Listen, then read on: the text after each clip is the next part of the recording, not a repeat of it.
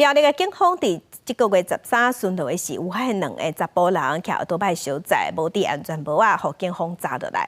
因若坐伫后壁的查甫人赶紧跳车离开，警方甲抓到了后，确定伊是落跑的外籍移工。另外，之前嘛传出有一个泰国的移工，家己报警察，叫警察来甲抓，希望用这款方式互遣送转去泰国。原警甲一台电动机车小闪身，发现一条后边查甫人无戴安全帽啊，马上向前반사。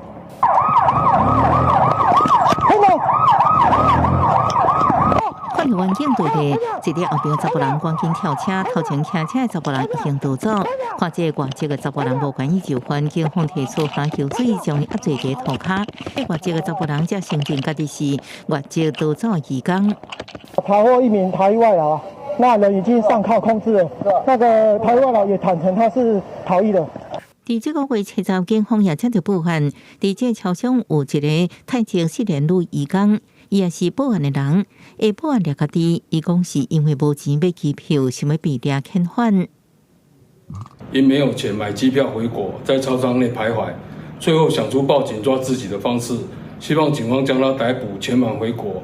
根据移民署的统计，到今年7月，国内失联移工人数上济是越南籍有55000多人，印尼籍有27000多人，随其是菲律宾籍、泰国籍甲马来西亚籍，总共人数是87576人，人数阁创新高。移工团体表示，确实有移工用安尼方式达到回国的目的。其实他钱都寄回去了，那他可能就是透过跟警察这边来自首，或者是被逮捕的方式。那接下来呢，他可能就也不付罚款，然后也说我没有钱，身上没有机票费，所以可能就由这个警方这边要来帮他想办法。